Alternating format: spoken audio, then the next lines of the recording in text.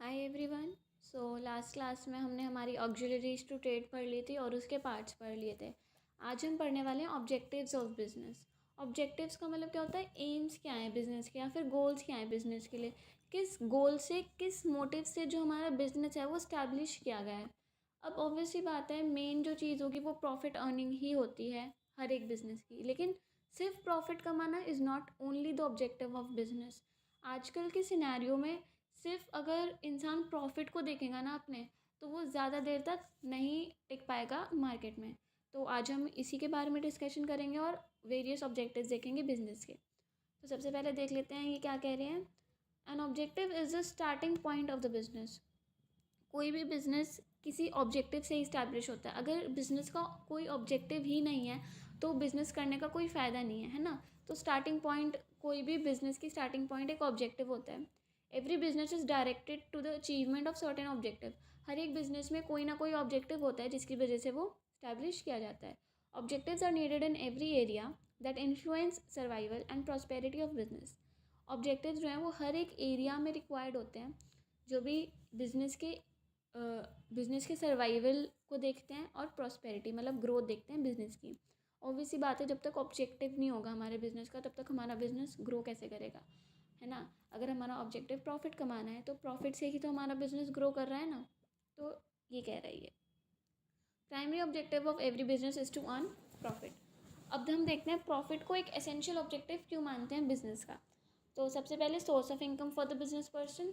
Obviously बात है ना, जितनी वो कॉस्ट लगा रहा है बिजनेस में, एक बिजनेस पर्सन अगर 10 रुपये का गुड मैन्युफैक्चर कर रहा है और वो 12 रुपये में बेच रहा है तो 2 रुपये का उसे प्रॉफिट है ना। यही तो इनकम है बिजनेस पर्सन की, है ना। क्योंकि 10 रुपये तो उसके ऑलरेडी लग ही रहे हैं ना प्रोडक्ट बनाने में। अगर वो 12 रुपये का भी बेच रहा है उसे, तो 2 रुपये का ही तो प्रॉफिट हुआ उसे। तो ये इनकम है किसकी, बिजनेस पर्सन की। It can be the source of finance for meeting expansion requirements of business. कहने का मतलब ये है कि ये जो प्रॉफिट है ये जो है एक्सपेंशन में हेल्प कर सकता है बिजनेस की। अब 10 रुपये का वो सामान बना रहा है, ठीक है, 12 रुपये में बेच रहा है, तो इस 2 रुपये को बचा के हर एक प्रोडक्ट पे दो दो रुपये बचा के वो अपना एक्सपैंड कर सकता है बिजनेस को। अगर उसके 2 रुपये बच रहे हैं तो वो 2 रुपये की और टॉफ़ी ला के रख देगा अपने बिजनेस में, है ना। तो इससे एक्सपैंड हो रहा है उसका बिजनेस, ठीक है। It indicates the efficient working of business. अगर किसी भी बिजनेस में प्रॉफिट हो रहा है तो इसका मतलब है कि बिजनेस ठीक ठाक चल रहा है, उसमें बंद करने की ज़रूरत नहीं है।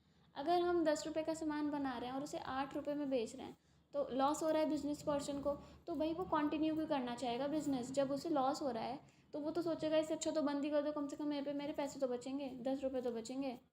10 रुपये का सामान बना के 8 रुपये में तो नहीं बेचना पड़ेगा, 10 रुपये तो बचेंगे ही। तो ये कह रहा है एफिशिएंट वर्किंग दिखाता है कि हाँ बिजनेस अगर प्रॉफिट कमा रहा है ना बिजनेस, तो मतलब ढंग से चल रहा है बिजनेस, कोई दिक्कत नहीं आ रही है बिजनेस चलाने में। It can be taken as a society's approval of the utility of business. Society को भी लगता है कि हाँ इस बिज़नेस में कस्टमर्स आते हैं, प्रॉफिट हो रहा है, इसका मतलब ये अच्छा प्रोडक्ट मैन्युफैक्चर कर रहे होंगे, अच्छी चीज़ें बेच रहे होंगे।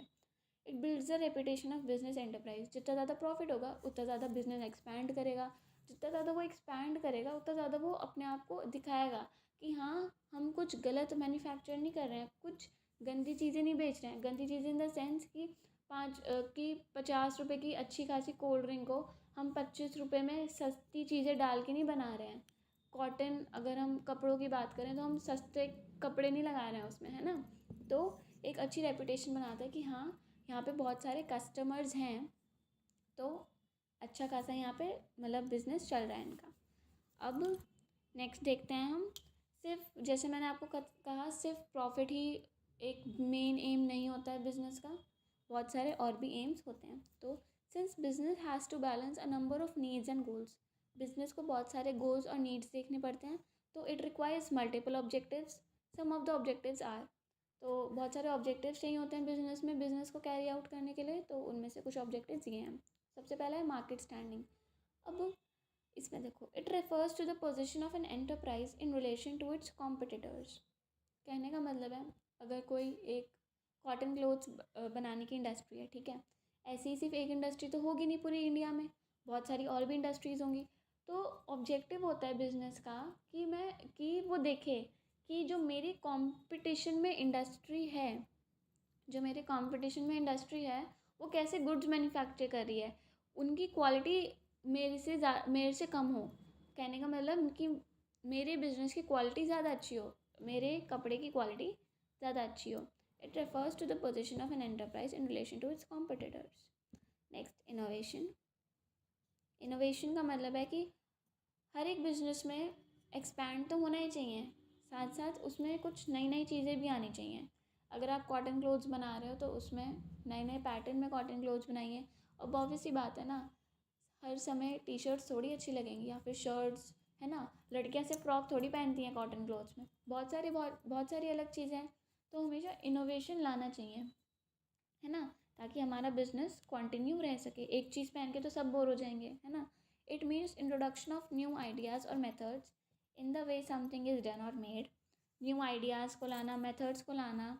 And no business enterprise can flourish in the competitive world without innovation. कोई भी बिजनेस जो है हमारा वो अच्छे से नहीं चल सकता बिना इनोवेशन के। जब तक मार्केट में लोगों को नया प्रोडक्ट नहीं मिलेगा तब तक वो नहीं खरीदने वाले। पुराने पुराने टी शर्ट्स कब तक खरीदेंगे, है ना।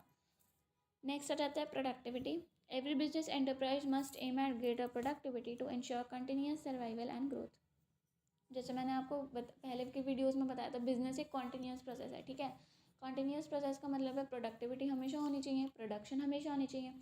जितनी ज़्यादा प्रोडक्टिविटी होगी उसकी, है ना, जितना ज़्यादा वो गुड्स मैन्युफैक्चर करेंगे उतना ज़्यादा वो बेचेंगे, है ना। तो हर एक बिजनेस में ज़्यादा से ज़्यादा प्रोडक्शन होनी चाहिए ताकि उसकी ज़्यादा से ज़्यादा प्रोडक्टिविटी बढ़े और उसका सर्वाइवल जो है वो हमेशा रहे। ऐसा ना हो कि एक पॉइंट ऑफ टाइम में आके वो बंद हो जाए क्योंकि प्रोडक्शन चल ही नहीं रही थी। अब अगर हम एक बात करें, एक शॉप है, ठीक है, जहाँ से आप सामान खरीदते हैं, वो एक दिन खुलती है एक दिन बंद रहती है, एक दिन खुलती है एक दिन बंद रहती है। इससे जिस दिन आपको कुछ बहुत ज़्यादा ज़रूरी सामान चाहिए उस शॉप से, वो बंद है, तो ऑब्वियस सी बात है आप दूसरी शॉप पे जाओगे, है ना। तो उसका सर्वाइवल नहीं हो पाएगा क्योंकि ऐसे कर करके उसके कस्टमर्स बहुत कम हो जाएंगे क्योंकि वो कस्टमर्स दूसरी शॉप ढूंढ लेंगे जो हर दिन खुलती है। तो इसलिए हर दिन एक कंटिन्यूस सर्वाइवल तभी मेंटेन हो सकता है जब आप अपना हर दिन शॉप्स खोलें, अपनी प्रोडक्टिविटी बढ़ाएं, ठीक है। Next, physical and financial resources. Business requires physical resources like plants, machines to be able to produce and supply goods and services to its customers. अब हर एक बिजनेस को या फिर इंडस्ट्री को मशीन्स चाहिए रहती हैं, प्लेस चाहिए रहती है ना, ताकि वो अपने गुड्स प्रोड्यूस कर सके। अब हाथों से तो बहुत कम हो चुके हैं ना प्रोडक्शन, अब तो सारे का सारा काम मशीन्स में हो गया है। तो एक फ़िज़िकल रिसोर्स और एक फाइनेंशियल रिसोर्स मतलब पैसे और मशीन्स वगैरह बहुत ज़्यादा ज़रूरी हैं बिज़नेस के लिए, ठीक है। Next, managers performance and development. जब तक आपका मैनेजर अच्छा नहीं होगा किसी भी इंडस्ट्री का या फिर किसी भी बिज़नेस का, अगर मैनेजर ही अच्छा नहीं होगा तो उसके एम्प्लॉयज़ कैसे अच्छे होंगे। अगर मैनेजर ही 11 बजे आता है, फॉर एग्ज़ाम्पल अगर हम बात करें, मैनेजर ही अपना बिज़नेस 11 बजे खोल रहा है तो एम्प्लॉयज़ 12 बजे से पहले क्यों आएंगे। वो एम्प्लॉयज़ भी सोचेंगे कि चलो भाई, जब मैनेजर ही 11 बजे आ रहा है तो हम भी आराम से चलते हैं, हमें इतनी जल्दी क्या है ना। तो बिजनेस एंटरप्राइज को needs managers to conduct and coordinate business activity. जब तक एक अच्छा मैनेजर नहीं होगा बिजनेस में तब तक वो बिजनेस फ्लरिश कर ही नहीं सकता। नेक्स्ट आ जाते हैं वर्कर्स परफॉर्मेंस एंड एटीट्यूड। अब सिर्फ मैनेजर का अच्छा होना ज़रूरी नहीं है, वर्कर्स का भी अच्छा होना ज़रूरी है ना। इट्स ऑलवेज टू साइडेड, ठीक है। अगर मैनेजर अच्छा है तो अगर वर्कर्स भी अच्छे हैं तब आपका बिजनेस बहुत ज़्यादा फ्लरिश कर सकता है। अगर आपका मैनेजर बहुत अच्छा है लेकिन वर्कर्स ही आलसी हो रहे हैं, वर्कर्स ही टाइम पे नहीं आ रहे हैं, वर्कर्स ही अपनी प्रोडक्टिविटी नहीं बढ़ाना चाह रहे हैं, तब भी बिजनेस को लॉस हो सकता है। Every enterprise must aim at improving its workers performance. हर एक बिजनेस एंटरप्राइज को एम करना चाहिए, ऑब्जेक्टिव होना चाहिए कि हमारे वर्कर्स बहुत अच्छे हों, उनकी परफॉर्मेंस भी बहुत अच्छी हो। क्यों, why, because it determines their contribution towards the productivity and profitability of any enterprise. क्योंकि इससे जो है, अगर हमारे वर्कर्स अच्छे होंगे तो वो ज़्यादा से ज़्यादा प्रोड्यूस करेंगे गुड्स को, है ना, जिससे हमारी प्रोडक्टिविटी बढ़ेगी तो पैसे आएंगे तो प्रॉफिट बढ़ेगा, है ना। तो इट्स ऑलवेज कि स्टेप बाय स्टेप हर चीज़ चल रही है। अगर हमारे मैनेजर अच्छा होगा तो वो वर्कर्स को अच्छे से ढंग से मैनेज करेगा। अगर वर्कर्स अच्छे से मैनेज्ड हैं तो वो प्रोडक्शन बढ़ाएंगे। अगर प्रोडक्शन बढ़ रही है तो प्रोडक्टिविटी बढ़ेगी। प्रोडक्टिविटी बढ़ रही है तो ऑब्वियस सी बात है हमारे बिजनेस का सप्लाई ज़्यादा होगा। सप्लाई ज़्यादा होगा तो प्रॉफिट्स ज़्यादा आएंगे जिससे हम अपने बिजनेस को एक्सपैंड कर पाएंगे, ठीक है। 7th आ जाती है हमारी सोशल रिस्पॉन्सिबिलिटी।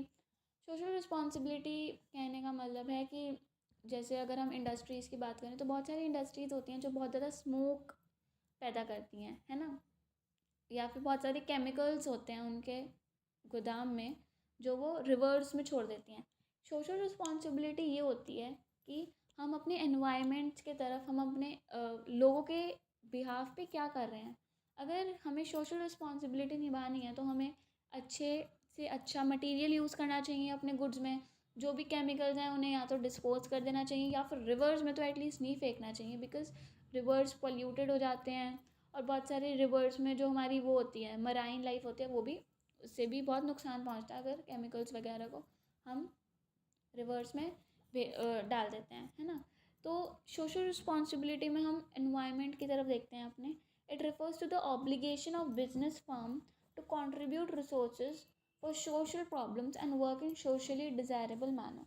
ठीक है, सोशल प्रॉब्लम्स को सॉल्व करना एक ऑब्जेक्टिव होता है बिजनेस का, और सोशली डिज़ायरेबल मतलब जो हमारी सोसाइटी के लिए अच्छा है उस मैनर में काम करना ही ऑब्जेक्टिव रहता है बिजनेस का।